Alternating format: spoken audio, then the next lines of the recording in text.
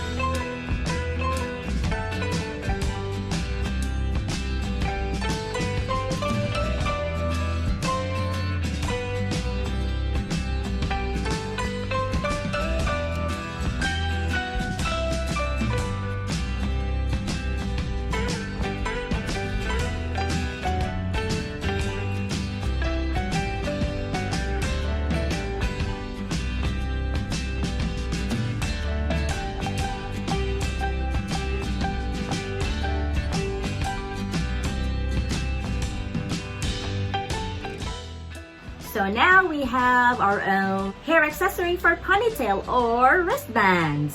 See you again next time for our next arts and crafts, only here at Digital Dance. This is Tyra'nell Pille-Lu from EBC Japan. Until next time.